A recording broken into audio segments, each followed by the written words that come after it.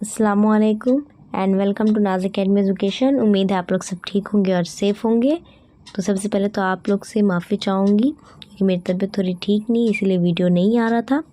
फिर भी मैंने कोशिश की है, थोड़ा थोड़ा करके से शूट किया है, ठीक है। तो वेरी सॉरी। ओके, तो चलिए स्टार्ट करते हैं जिसके लिए आप सब बेसब्री से इंतज़ार कर रहे थे। चैप्टर 9 आफ़त का हुस्न इंतज़ाम। क्या है सबसे पहले ज़रा याद कीजिए। चलिए करते हैं। पहला क्या है, आफ़त से क्या मुराद है, यानी कि आफ़त के बारे में आप क्या सोचते हैं। जब ये नाम आपके सुनते हो आफ़त, तो इसका क्या मतलब हो सकता है। आफ़त जाहिर सी बात है आफ़त लफ्ज़ से आया है ना, तो इसका क्या मतलब है। तो आफ़त वो होता है जिसमें जान व माल सबका नुकसान होता है मेरे अकॉर्डिंग, ठीक है।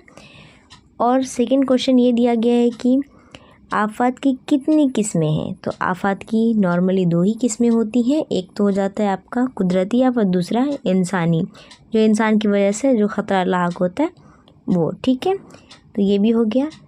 तो क्या बोला गया कि गुज़िश्ता जमात में आपने मुख्तलिफ़ कुदरती आफ़ात के बारे में मुख्तसर सी मालूमात हासिल की है। इस जमात में आप ज़लज़ला और दीगर कुदरती आफ़ात के मुतालिक मज़ीद मालूमात हासिल करेंगे।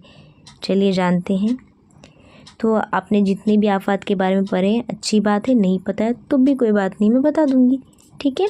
सबसे पहले आता है बताए तो भला। तो मैं भी पूछूँगी आप लोग से। देखिए, आप लोग मुझे टीचर समझते तो मैं भी तो स्टूडेंट समझती हूँ ना आपको। तो जो भी मैं पूछूँ बराए मेहरबानी आपको जो भी आता है ज़लज़ला के बारे में चैट बॉक्स में लिख दीजिएगा, ठीक है। तो ज़लज़ला किसे कहते हैं, आपके अकॉर्डिंग ज़लज़ला क्या होता है। हम लोग सबको यही मालूम है कि जब ज़लज़ला आता है तो हम अपने घरों से बाहर निकल लेते हैं क्योंकि ज़मीन हिलने लगती है ऊपर नीचे, है ना। तो हम इसे ज़लज़ला समझते हैं, राइट। चलिए आप ये समझते ज़लज़ला आता कैसे है, ठीक है। क्या बोला है, ज़लज़ले से कौन कौन से इसरात मुरतब होते हैं, इसके बारे में बाद में जानेंगे। सबसे पहले आते हैं ज़लज़ला कैसे आता है और कैसे पैदा होता है, ठीक है। अर्थक्वेक, ज़लज़ला। तो चलिए देख लेते हैं हम लोग। क्या बोला कि कसीर अर्ज़ में अचानक इर्ताश होने या कसर के चंद लम्हों तक हिलने को ज़लज़ला कहते हैं। बिल्कुल सही। और ये ना इसकी तारीफ़ है। अगर आया ना ज़लज़ला की तारीफ़ लिखे तो बस इतना लिख के आना, कसीर अर्ज़ में अचानक इर्ताश होने या कसर के चंद लम्हों तक हिलने को ज़लज़ला कहते हैं, बस, ठीक है। ज़लज़ले की वजह से सतह ज़मीन का हिस्सा आगे पीछे या ऊपर नीचे होता है, जिसकी वजह से ज़मीन हिलती है। समझ में आया, नहीं समझ में आया कोई बात नहीं, रुको। कुर्रे अर्ज़ में बहने वाली लहरें और झटके ज़मीन के अंदरूनी और बैरूनी सतह ज़मीन पर तमाम सिमतों में फैलती हैं। ज़लज़ले के मरकज़ की आयन ऊपरी सतह ज़मीन के नुक्ते को ज़लज़ला का मरकज़ कहते हैं। शदीद किस्म के झटके लहरें सबसे पहले मरकज़ी हिस्से से मुंसलिक इलाकों तक पहुंचती है, जिसकी वजह से सबसे ज़्यादा नुकसान उसी जगह होता है। ज़लज़ले के झटके हल्के और शदीद दोनों किस्म के हो सकते हैं। ज़मीन पर होने वाले शदीद ज़लज़ले के मुकाबले में हिलने हल्के ज़लज़लों की तादाद बहुत ज़्यादा होती है। ज़मीन पर हर रोज़ किसी न किसी जगह ज़लज़ला आता है। नेशनल अर्थक्वेक इंफॉर्मेशन सेंटर के मुशाहिदे के मुताबिक ज़मीन पर हर साल तकरीबन 12,400 से लेकर 14,000 ज़लज़ले आते हैं। यहाँ पे आपको क्रेडिट दिया गया है कि www.irsh.edu के अकॉर्डिंग ये आंकड़ा बताया जा रहा है, ठीक है। इससे ये समझ में आता है कि ज़मीन में मुसलसल कम ज़्यादा पैमाने में इर्ताश होता रहता है। अब इतना कुछ तो पढ़ लिया लेकिन दिमाग में कुछ गया नहीं। मेरा दिमाग भी आप लोग जैसा ही है, जल्दी नहीं समझता है। चलिए फिर समझते हैं हम लोग, अपना दिमाग खुद ही लगाएंगे, है ना। चलो यही बना दिया इसी को बोर्ड, आप समझते हैं। ये देखिए, ये हो गया हमारा ज़मीन, कलर गलत है ना, ब्लू लेते हैं। ये हो गया हमारा प्यारा सा ज़मीन। हाँ, थोड़ा दायरा सही नहीं बना बट कोई नहीं, हम काम चला लेंगे, ठीक है। मान लेते हैं ये हो गया हमारे ज़मीन का ऊपरी हिस्सा। क्या हो गया, क्रस्ट, CRUST, क्रस्ट, ठीक है। नेक्स्ट आते हैं, ये हो गया हमारे ज़मीन का दूसरा हिस्सा जिसे हम कहते हैं मेंटल, MANTL, ई मेंटल, ठीक है। नेक्स्ट आते हैं, येलो कलर किधर है, इधर। इसके अंदर और हिस्सा है, उसको हम कहते हैं आउटर कोर। उर्दू में भी बोलूँगी, 1 मिनट। हाँ, आउटर कोर। एक और कलर ले लेते हैं हम लोग, रेड कलर।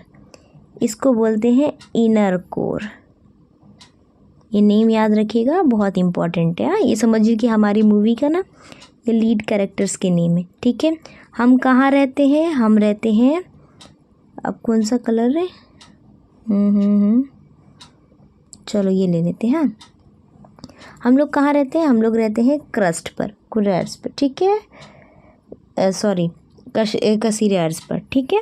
यानी कि जो ज़मीन का जो ऊपरी सतह है, हम उसके ऊपर रहते हैं, क्रस्ट पे रहते हैं। मेंटल आउटर कोर और इनर कोर इसके अंदर अंदरूनी सतह हो गया। आउटर कोर यानी कि अंदरूनी, सॉरी बैरूनी सतह, और इनर कोर यानी कि अंदरूनी सतह, ठीक है। यानी कि हम कहाँ रहते हैं, क्रस्ट के ऊपर रहते हैं, हो गया। चलिए अब आते हैं नेक्स्ट क्वेश्चन पे। अब क्या है कि हम सभी जो ज़मीन के सबसे ऊपरी सतह क्रस्ट पर रहते हैं, ठीक है, मान लिया। क्रस्ट के नीचे कौन है, मेंटल। तो मेंटल और आउटर कोर और इनर कोर होते हैं इसके नीचे, क्रस्ट के नीचे, ठीक है, हो गया। अब क्या होता है कि जो क्रस्ट है, ये वाला क्रस्ट और ये मेंटल दोनों मिलकर क्या बनाता है, लिथोस्फीयर बनाता है। क्या बनाता है, लिथोस्फीयर। इसका नाम याद रखना। हाँ, LI क्लीन कर दूँ क्या, चलो कर देते हैं, लिथोस्फीयर, SPHERE, ठीक है। लिथोस्फीयर मुझे उर्दू में नाम ही याद नहीं आ रहा है इसका क्या है, ठीक है। अगर आप लोग को याद तो आप लोग कमेंट सेक्शन में लिख देना, ठीक है। Lithosphere done. तो ये लिथोस्फीयर बनाते हैं, क्रस्ट और मेंटल मिलकर लिथोस्फीयर बनाते हैं। जो क्या होते हैं, जो छोटे छोटे टुकड़े जो होते हैं, यानी कि टेक्टोनिक प्लेट्स, नाम सुना होगा आप लोगों ने। तो क्या होता है कि जब क्रस्ट और मेंटल मिलकर लिथोस्फीयर बनाते हैं तो उनके छोटे बड़े टुकड़े, यानी कि जो टेक्टोनिक प्लेट्स होते हैं वो होते हैं, ठीक है। तो अब टेक्टोनिक प्लेट्स कैसे होते हैं, पजल देखा है ना आप लोगों ने, एक दूसरे में फिट किस तरह हो जाते हैं, तो बिल्कुल वो टेक्टोनिक प्लेट्स जो है बिल्कुल उसी तरह होते हैं। और हाँ, उसमें एक खूबी ये होती है, वो हम लोग की तरह एक जगह पे शांत नहीं रहते, बिल्कुल हमारी तरह होते हैं कि हिलते डुलते रहते हैं हम, ठीक है। यानी कि पूरे साल में कुछ सेंटीमीटर की दूरी पर तैरते रहते हैं, आगे पीछे धीरे धीरे होते रहते हैं उन लोग, ठीक है। उनकी ये खूबी है, ठीक है, तैरती या खिसकती रहती है। अब ना एक एग्जांपल के ज़रिए समझते हैं। गैस पर हमने पानी उबालने को रखा, ठीक है। तो अब गैस पे तो रख दिया, पानी गर्म हो रहा है हमारा, ठीक है। ऊपर भाप निकाल देते, ठीक है। यहाँ पर गैस ऑन है, ठीक है। तो अब हम जब पानी गर्म करेंगे तो क्या होगा, जो ऊपर वाला जो सतह है यहाँ पे जो पानी का, ये वाला और ये नीचे वाला, तो ऊपर तो ठंडा रहता है ना, फ़ौरन थोड़ी ना गर्म हो जाएगा, नीचे से गर्म होते होते ऊपर आता है ना। तो ये जो ऊपर वाला जो ठंडा रहेगा ना वो नीचे जाएगा, और ये नीचे वाला है ना ये ऊपर जाता है गर्म होने के बाद, ठीक है। ये साइकिल चलता रहता है, ठीक है, जब तक सही से गर्म ना हो जाए, बॉईल ना हो जाए, ठीक है। ये घूमते रहते हैं। ये प्रोसेस क्या होता है, कन्वेक्शन करंट बोलते हैं इसको, ठीक है। और बिल्कुल ठीक इसी तरह टेक्टोनिक प्लेट्स जो होते हैं वो भी मेंटल पर कन्वेक्शन करंट यानी कि गर्म ठंडे पानी की तरह ही काम करते हैं, तैरते रहते हैं। नहीं समझा, 1 मिनट और अच्छे समझाती हूँ। ओके, यानी कि जो पानी का जो गर्म होना है वो बता दिया ना कि जो कन्वेक्शन करंट यानी कि वही प्रोसेस से होता रहता है। तो बिल्कुल जो हमारा टेक्टोनिक प्लेट्स है वो भी इसी तरह ऊपर नीचे इस तरह होते रहते हैं, राइट। तो अब इनमें क्या होता है कि जब ये आपस में मतलब ये लगातार होता रहता है ये प्रोसेस, कन्वेक्शन करंट वाला, यानी कि ऊपर से नीचे, नीचे से ऊपर जाने वाला ये प्रोसेस जो होता है। एक काम करूँगी, जब ये वीडियो है ना इसको एडिट करके ना यहाँ पे एक छोटा सा एक वीडियो ढूंढ के मैं आपको लगा देती हूँ। मेरे पास है, मैंने पढ़ाया तो है मेरे पास ऑलरेडी, ठीक है। तो मैं आपको लगा दूँगी, तो आप उसमें देख लेना कि किस तरह कन्वेक्शन जो करंट है काम करता है, ठीक है। तो उस तरह होता है, ठीक है।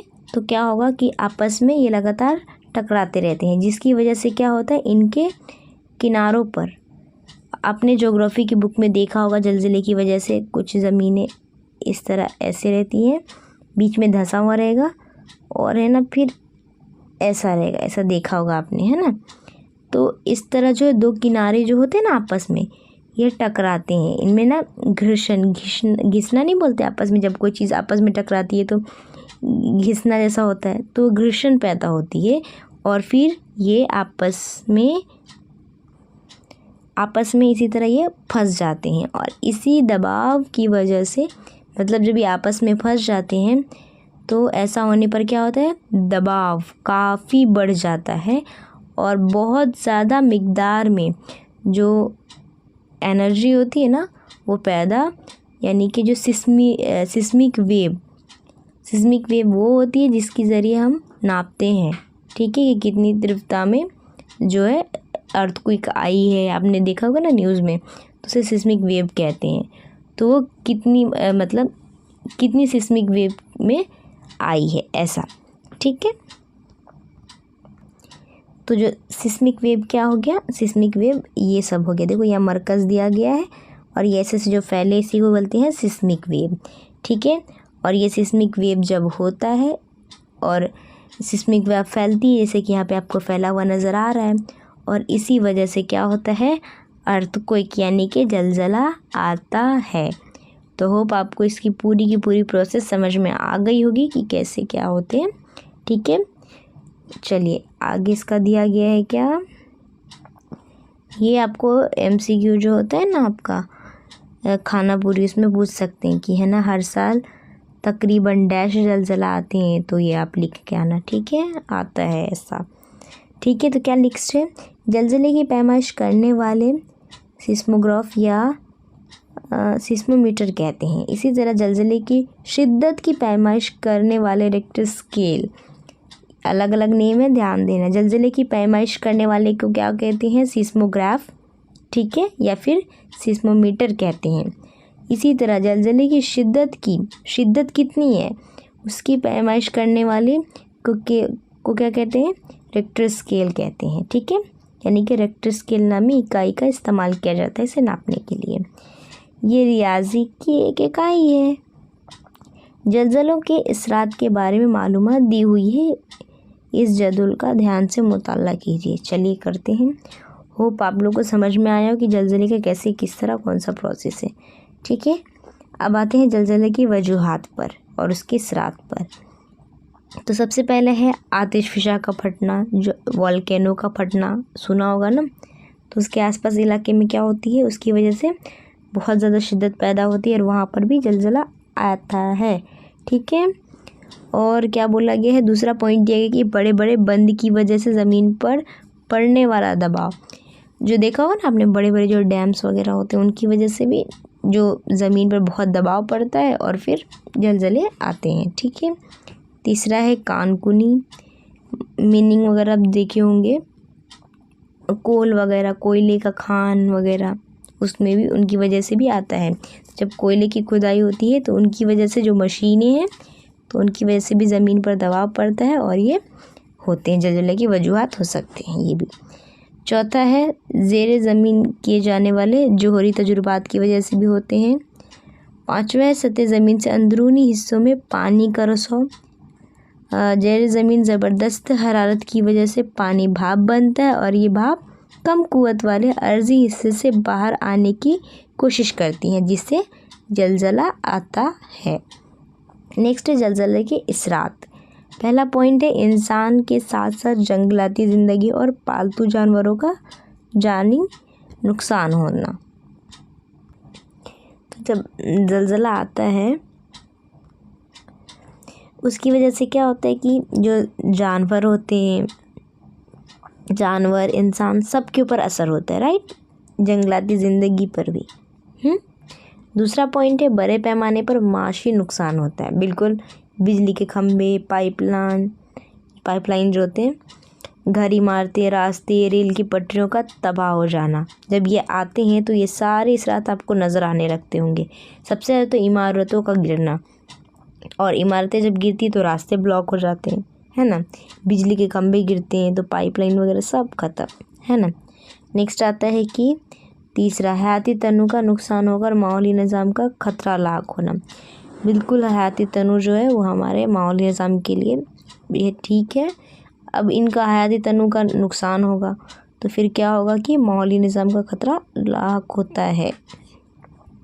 चौथा है, नदी नालों के बहाव की सिमत बदल जाती है। पांचवा आता है, शहरी इलाके में आग लगने का खतरा होता है। हाँ।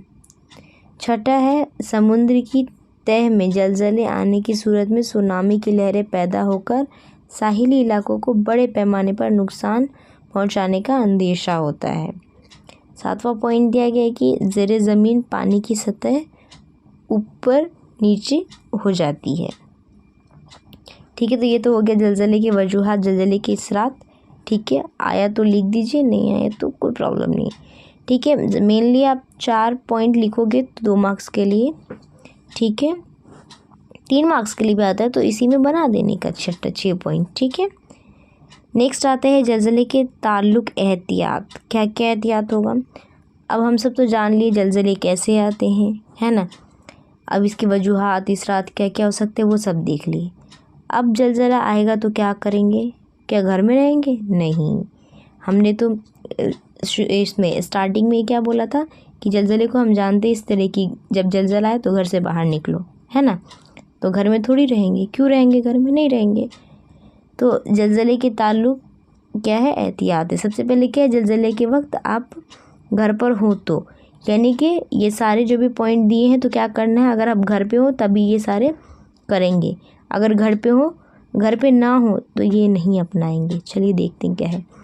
सबसे पहले क्या बोला, अगर घर में हैं आप तो क्या करेंगे, जलजले का एहसास हो तो बगैर किसी घबराहट के, बगैर गिरे पड़े उसी जगह आराम से खड़े रहिए, ज़मीन पर बैठ जाइए, मेज़ पलंग वगैरह किसी भी फर्नीचर के नीचे जाकर बैठ जाइए और ज़मीन की हलचल ख़त्म होने तक उसी जगह बैठे रहिए। आपके अतराफ़ में मेज़ या डेस्क ना हो तो कुर्सी के किसी कोने में नीचे बैठकर दोनों हाथ घुटनों के अतराफ़ रख कर उसमें अपना चेहरा छुपा लीजिए। देखो इतने आराम से पर है, होप आपको समझा होगा। कैसे क्या करना है, हम अक्सर, मैंने स्टार्टिंग में जैसा बोला कि हम इसी बात से जानते हैं कि जलजला आया, घरों से बाहर फटाफट निकलो, लेकिन हमें ये सब करने से वो मना कर रहा है। क्यों? क्योंकि जब आप निकलोगे तो प्रॉब्लम क्या होगी, जलजला ज़मीन में ही आया है ना, आसमान में थोड़ी आया है। ठीक है, ज़मीन में आया है तो जो आपकी जो इमारतें हैं वो गिरना स्टार्ट हो जाएगी। तो जब आप भागोगे तो हो सकता है आपके ऊपर ही गिर जाए वो। ठीक है, तो आपको ऐसा नहीं करना है। क्या करना है, बिना किसी घबराहट के, बगैर गिरे पड़े उसी जगह आराम से बैठ जाना है। और आपके घर में मेज़ होगा ना, टेबल होगा ना, पलंग होगा या फर्नीचर होगा, उसके नीचे जाकर बैठ जाना है ज़मीन की हलचल ख़त्म होने तक। ठीक है, आपके अतराफ़ में जो टेबल होंगे, डेस्क होंगे, क्या करना है, उसके नीचे बैठ जाना है, दोनों हाथ घुटनों के अतराफ़ रख कर अपना चेहरा उसमें छुपा लेना, जैसे यहाँ पर दिया गया है। ठीक है, नेक्स्ट आपको दिया गया है, चलती गाड़ी या घरों के बाहर हो तो क्या करेंगे। चलती गाड़ी या घर के बाहर हो तो क्या करेंगे, पहला लिखेंगे महफूज जगह देखकर फ़ौरन गाड़ी रोक लीजिए और आप खुद गाड़ी के अंदर ठहरिए। बाहर निकलने से परहेज़ कीजिए। इमारत, दरख्त, बिजली के तारों के करीब मत रुकिए। जाहिर सी बात है, इमारतें गिरना शुरू हो जाएंगी, दरख्त, बिजली के तार गिरने शुरू हो जाएंगे, है ना। तो क्या करना है, गाड़ी को रोक देना है, महफूज जगह देखकर फ़ौरन गाड़ी को रोक देना है, गाड़ी में होंगे तो। ठीक है, और उसके अंदर ही रुकना है। नेक्स्ट है, जलजले के वक्त ये ना करें, यानी कि ये सारी चीज़ें करने से परहेज़, बिल्कुल ना करें ये सारी चीज़ें। सबसे पहला पॉइंट दिया गया है आपको, कसीर मंजिला इमारत में लिफ्ट का इस्तेमाल मत कीजिए, जीने का इस्तेमाल कीजिए। यानी कि अगर आप बिल्डिंग्स में रहते हैं तो जो लिफ्ट है उसकी बजाय आप किससे उतरेंगे, जो आपके जीने हैं, सीढ़ी है, उसका इस्तेमाल करके उतरेंगे। ठीक है। सेकंड पॉइंट दिया गया है, एक ही जगह पर बेआरामी की हालत में ज़्यादा देर ना बैठे। यानी कि आप जिस जगह बैठे अगर आपको बेसुकून महसूस हो रहा है तो वहाँ से उठकर दूसरी जगह जाएंगे, सेफ जगह देखकर। जिस्म को थोड़ी बहुत हरकत देते रहिए, यानी कि जहाँ पर भी आप रहेंगे थोड़ा बहुत हरकत देते रहना कि हाँ हम ठीक है कि नहीं, ऐसा खुद को तसल्ली। तीसरा है, ज़लज़ले के बाद बिजली के शॉर्ट सर्किट की वजह से आग लग सकती है। उसको टालने के लिए घर में स्विच को एहतियात से बंद कीजिए। बिल्कुल, जब आप ज़लज़ले आते हो देखना अक्सर सुने होंगे कि शॉर्ट सर्किट हो जाता है, तो इस वजह से आग लग सकती है। तो क्या करना है कि आराम से जाकर स्विच जो होता है उसको ऑफ़ कर देना है। ठीक है, मेन स्विच होता होगा ना घर में, सारे एक साथ ही उसको ऑफ़ कर दो, सब बंद, ऐसा कर देना। ठीक है। ऐसे वक्त मोमबत्ती, कंदील या दिया सलाई का इस्तेमाल मत कीजिएगा, बिल्कुल ऐसा मत कीजिएगा। ठीक है। टॉर्च का इस्तेमाल कीजिए, बैटरी या टॉर्च का इस्तेमाल कीजिए। क्यों? क्योंकि ये आपके लिए सेफ़ रहेगा। ठीक है, इसलिए। नेक्स्ट आते हैं, नेक्स्ट पॉइंट दिया गया कि ज़लज़ले से मज़ाहमत वाली इमारतें, ऐसी तामीरात जिन्हें ज़मीन के मुकर्रर करदा म्यार तक हलचल हो तो ख़तरा नहीं होता है, उन्हें ज़लज़ले से मज़ाहमत वाली तामीरात कहते हैं। इमारतों की तामीर के लिए बरफ इंडियन स्टैंडर्ड ने चंद ज़ाब्ते बनाए हैं। ज़ाब्ता IS यानी कि इंडियन स्टैंडर्ड 456 के अकॉर्डिंग इमारत तामीर की जाती है। इसी तरह ज़लज़ले से मज़ाहमत वाली इमारतों के लिए इंडियन स्टैंडर्ड 1893 ज़लज़ले से मज़ाहमत वाली इमारतों खानों का मयार है ये। और IS यानी कि इंडियन स्टैंडर्ड 13920 जो कि ज़लज़ले से मुतालिक से मज़बूत कंक्रीट का तनाव का खाका इस्तेमाल करके ज़लज़ले से मज़ाहमत वाली इमारतों को बनाने के लिए आला तकनीक का इस्तेमाल किया जाता है। यानी कि ऐसे घर भी होते हैं जो ज़लज़ले की वजह से नहीं गिरते हैं। ठीक है, तो ऐसे यहाँ पे स्टैंडर्ड के अकॉर्डिंग दिखाया गया है कि किसके अकॉर्डिंग क्या हो सकता है। ठीक है। नेक्स्ट है, ज़लज़ले की पेशगी इत्ला के लिए laser ranging, very long baseline, गाइक्रोकॉन्टर, creepmeter, strainmeter, tide gauges, tiltmeter, volumetric, strain gauges जैसे जदीद वसाइल का इस्तेमाल किया जाता है ज़लज़ले की पेशगी इत्ला के लिए। ठीक है। तो नेक्स्ट यहाँ पर हमारा जो ज़लज़ला वाला पूरा है, ईच एंड एवरीथिंग ख़त्म होता है। नेक्स्ट आता है हमारा आग, फायर। ठीक है, तो फायर पे एंटर करते हैं हम लोग। सबसे पहले है ज़रा याद कीजिए, आग कुदरती आफत है या इंसान की पैदा करदा आफत? देखा जाए तो दोनों ही हैं। कैसे? सबसे पहले आते हैं कुदरती पर। देखो, जंगल में जो पेड़ होते हैं वो सूख जाते हैं, राइट, और उनके सूखने की वजह से भी आग लग जाती है जंगल में। आपने सुना होगा, जो न्यूज़ सुनते हैं ना उनको बराबर पता होता है कि जो ऑस्ट्रेलिया के जंगल में आग लगा, सुना था काफ़ी दिनों तक। कैसे आग लगी थी? जो सूखे पत्ते होते हैं उनकी वजह से पेड़ जो सूख जाते हैं और ज़्यादा गर्मी होने की वजह से आग लग जाती है जंगल में। और फिर क्या होता है, जो जानवर होते हैं, जंगलाती ज़िंदगी, उन पर असर होता है और वहाँ जो डेथ होते हैं उनकी वजह से मतलब प्रॉब्लम स्टार्ट तो हो ही गई एक तरीके से। वहाँ जो जंगलाती ज़िंदगी है वो ख़तरे में आ जाती है। ठीक है, ये तो हो गया कुदरती, हो गया आग के बारे में। ठीक है, अब इंसान के पैदा करदा कैसे? फर्स्टली गर्मी ज़्यादा है, बेसिकली गर्मी में ही ज़्यादा आग लगती है, आपने सुना होगा। तो किसी पटाखे की फैक्ट्री में किसी वजह से भूल गए तो वहाँ आग लग सकती है। सेकेंडली क्या हुआ कि किसी इंसान के घर पे जो ये होता है ना सिलेंडर, उसका नॉब ऑन रह गया, वो गैस चालू करने गया, ब्लास्ट हो गया, उस वजह से भी आग लग जाती है।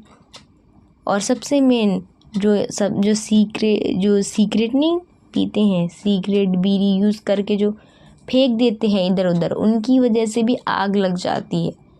ठीक है, तो जो माचिस होती है, मैच बॉक्स जलाकर सीधे क्या करते हैं, फेंक देते हैं, उनकी वजह से भी आग लग जाती है। ठीक है, तो दोनों ही हो गया, कुदरती में भी आ गया और इंसान की पैदा करदा में आ गया।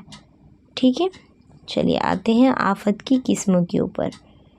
तो कितने हैं टाइप्स ऑफ फायर। पहला है, अलिफ दिया गया है कि दर्जे की आग क्या हो गया, ठोस अशिया, आमतौर पर एहतराक पजीर अशिया की आग जैसे कि लकड़ी, कपड़ा, कोयला, कागज़ वगैरह को विर्द करके बुझाया जाता है। हाँ बिल्कुल, इनको बिल्कुल आप क्या करोगे, लकड़ी पे कपड़ा पर कोयला को ऐसे करके आप क्या करते हो, आग को बुझा सकते हो। सेकंड है कि बेदर्जे की आग, अलिफ दर्जे की आग ऐसी ही तो आप इस तरह से उन्हें बुझा सकते हो। बेदर्जे की आग यानी कि माया अशिया, आतिशगीर माए अशिया से लगने वाली आग, मसलन पेट्रोल, तेल, वंस, महलूल, खुर्दनी तेल, रंग वगैरह। ये अशिया पानी के मुकाबले में हल्की होती है। झाग पैदा करने वाले आतिश फरों के ज़रिए आग बुझाया जाता है। देखो इन सब वजह से भी आग लगती है, पेट्रोल तेल की वजह से लगती है ना, तो वही बोला गया कि माया अशिया में जब आग लग जाए तो क्या होती है कि उन्हें झाग पैदा करने वाले जो होते हैं आतिश फरों के ज़रिए क्या होता है, आग बुझाया जाता है। तीसरा पॉइंट है आपको जीम दर्जे की आग। वाह, गैसी अशिया, ऐसी घरेलू गैस जैसे कि LPG, लिक्विड पेट्रोलियम गैस, जो आपके घरों का सिलेंडर होता है, उनके एहतराक पजीर गैस की वजह से भी आग लगती है। जैसा मैंने आपको बोला कि उनका नॉब ऑन रह गया और आप गैस आपकी मम्मी ऑन करना चाहती है, ब्लास्ट हो गया, क्या हुआ, आग लग गई। ठीक है, खुदा ना खासा ऐसा हो।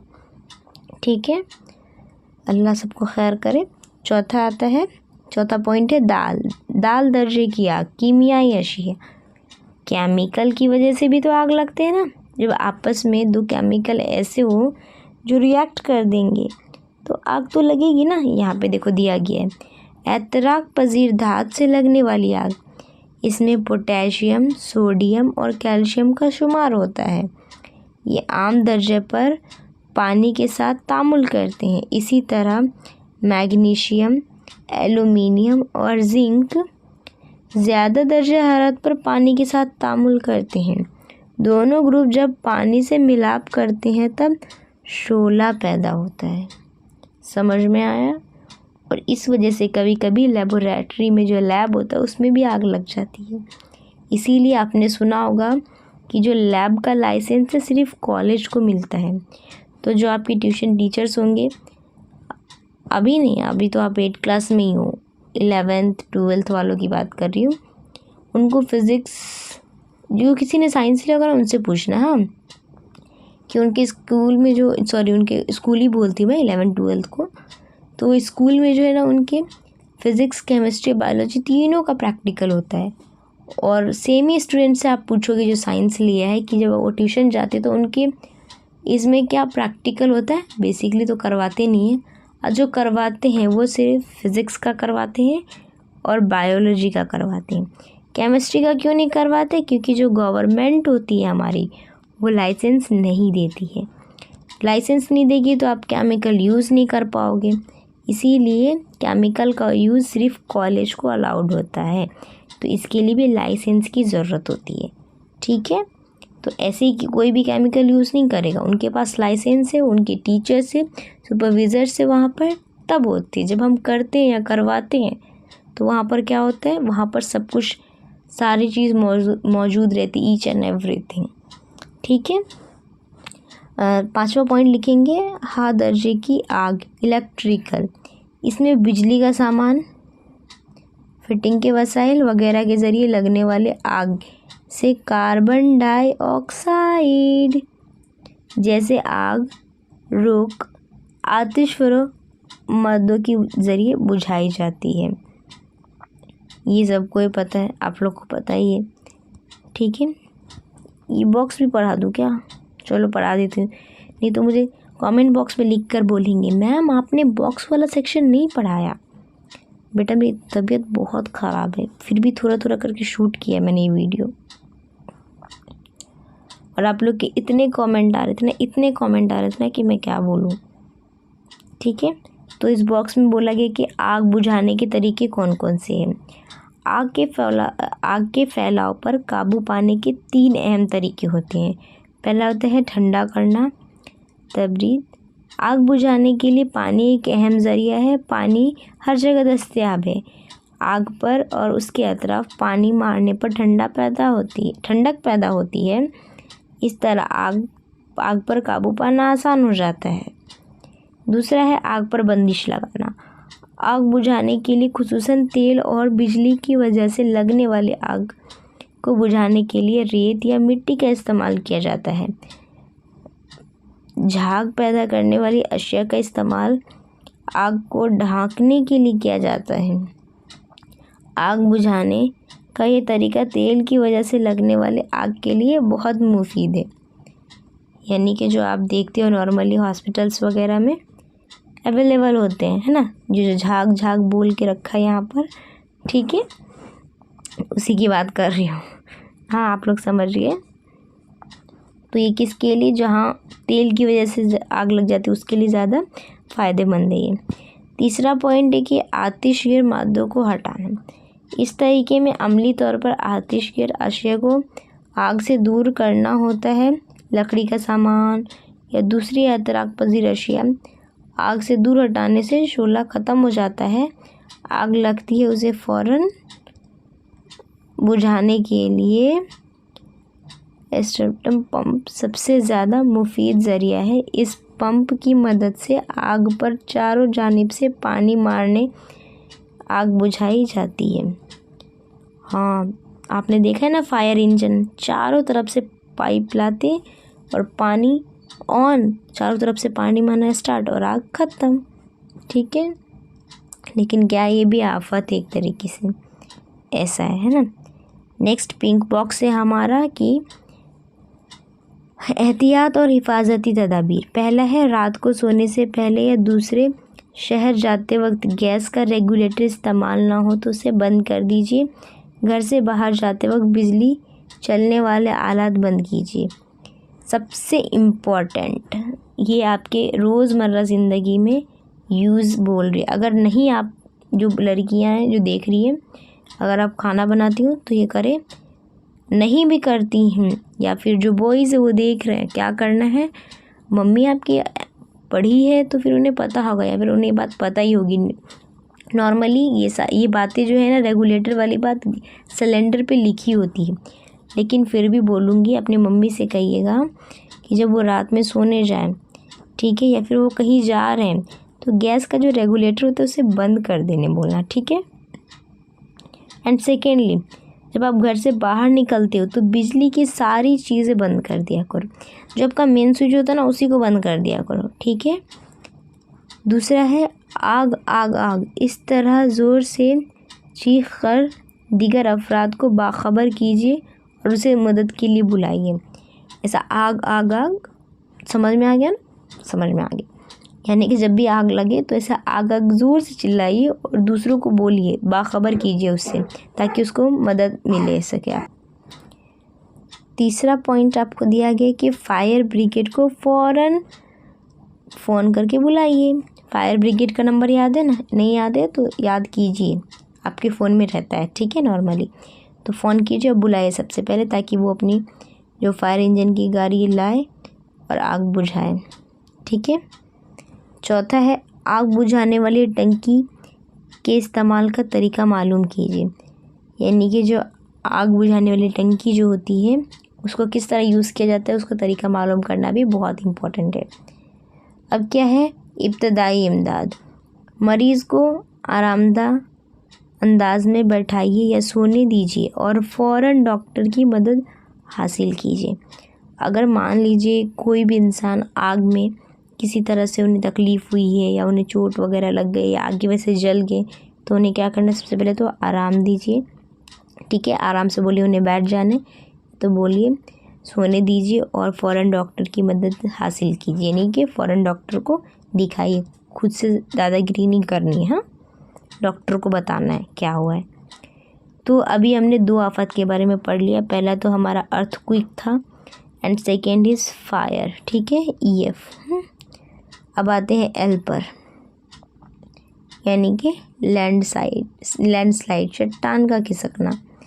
सबसे पहले है ज़िला पुणे में मालिन हादसे के बारे में मालूमात बयान कीजिए। दूसरा है चट्टानों के खिसकने से क्या मुराद है। ये आपने न्यूज़ में सुन लिया होगा, नहीं सुना होगा तो महाराष्ट्र के ज़िला पुणे में ये जो हादसा हुआ था, सबको पता है इस बारे में। ठीक है, तो बताने की ज़रूरत नहीं है। नेक्स्ट आते हैं चट्टान कैसे खिसकता है, ये भी आपने पढ़ ही लिया है। चलिए आते हैं मेन पॉइंट पर। क्या है कि सख्त चट्टानों में मौजूद कुदरती सगाफ और सुराख की वजह से चट्टानों के टुकड़े हो जाते हैं।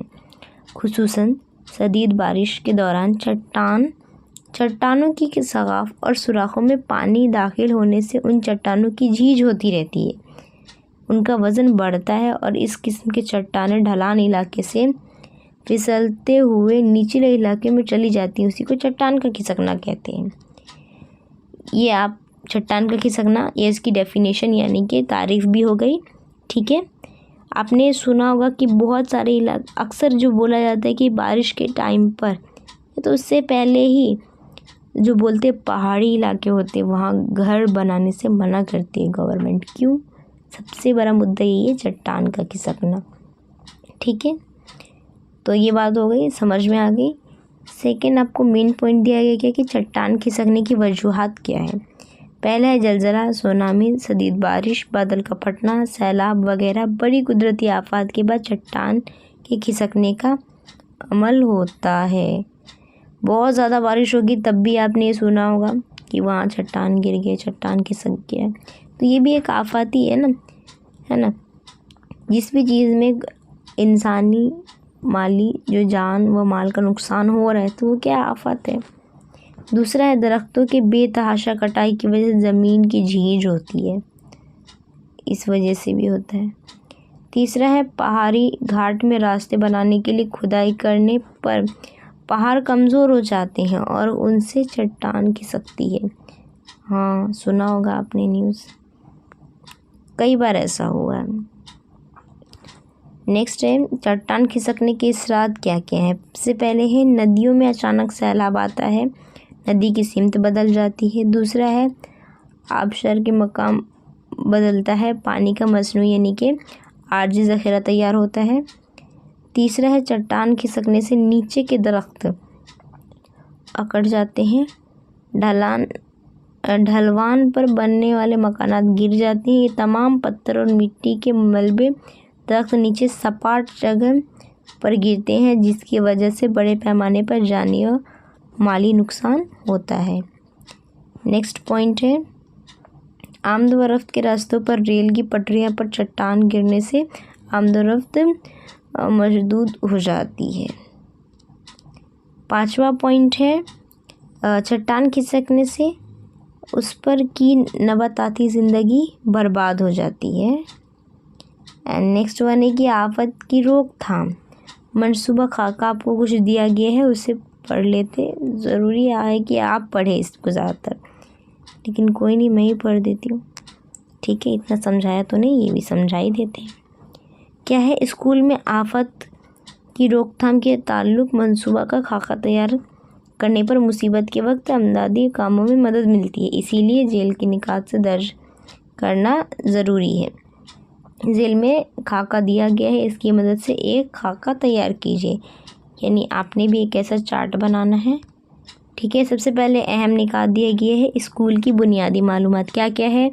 स्कूल का नाम लिखना है और पता, हेडमास्टर का नाम क्या है, रिहायशी पता क्या है, राब्ता नंबर क्या है। तीसरा पॉइंट है स्कूल के बानी और मुंतज़मीन के नाम लिखने हैं, राब्ता नंबर लिखना है और कुल मुलाजमीन कितने सब लिखने हैं।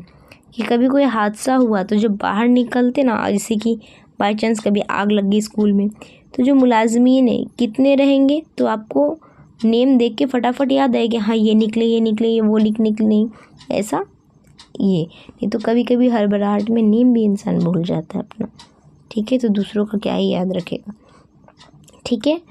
नेक्स्ट है कि स्कूल कमेटी बराए आफत का हुस्न इंतज़ाम क्या रहेगा। सबसे पहले फायर ब्रिगेड का जो नंबर होता है वो होना चाहिए, पैदारी, हिदायत, आमदोरफ्त का इंतज़ाम, हिफाजत और शोबा नशवा असात, और जो ऊपरी दर्ज हर ज़ेली कमेटी में 2-3 मेंबरान। तीसरा है इमारत की तफसीली मालूमात।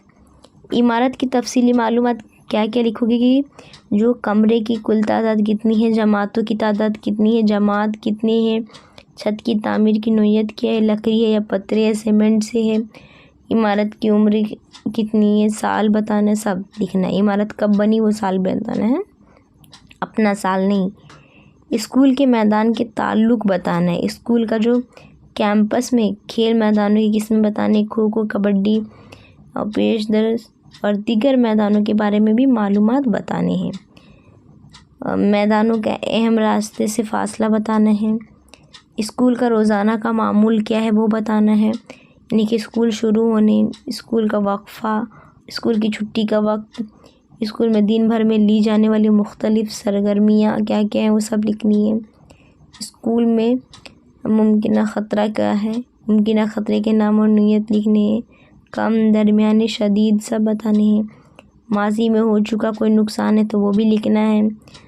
अब किए जाने वाले इक़दामात वो भी बताने, ठीक है।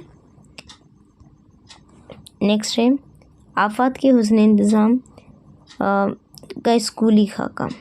स्कूल के तमाम तामीरात, उनकी बनावट, मैदान की गेट, स्कूल में मुमकिन ख़तरा की जगह, आफत पर महफूज जगह, करीब के रास्ते, इन तमाम मकामात उसमें दिखाना ज़रूरी है।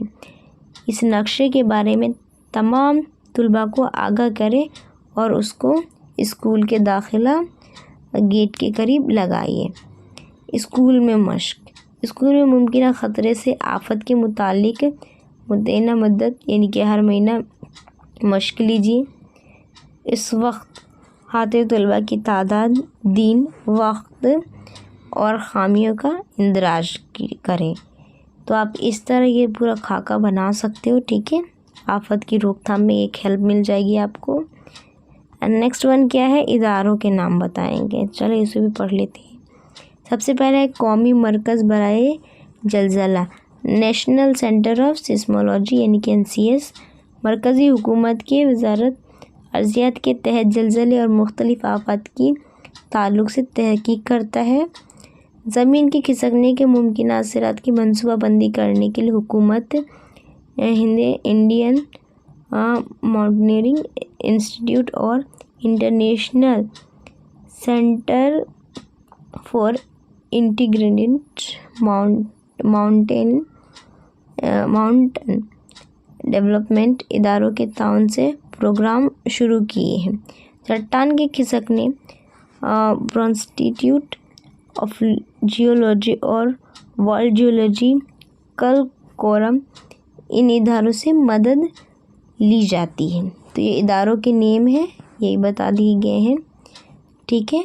उसके बाद अब आपका मश्क शुरू हो जाता है, यानी कि एक्सप्लेनेशन पूरा ख़त्म, जितना जो समझाना था सब समझा दिया। यानी कि इसमें चैप्टर में 3 चीज़ मेनली कवर किया गया है। फर्स्टली तो आपको जलज़ला है एंड दूसरा फायर यानी कि आगे, तीसरा है चट्टान का खिसकना, ठीक है। तो उम्मीद है मुझे कि आप लोग को पूरा का पूरा वीडियो समझ में आया हो, ठीक है। मुझसे जितना हो उतना समझाने की कोशिश की है मैंने आप सबको, ठीक है। फिर भी कोई डाउट रहता है तो आप वहाँ लिख दीजिए कमेंट बॉक्स में, वो आपकी जगह है, आपका हक है, पूछिए, मुझे सॉल्व करके आपको बताऊँगी, ठीक है।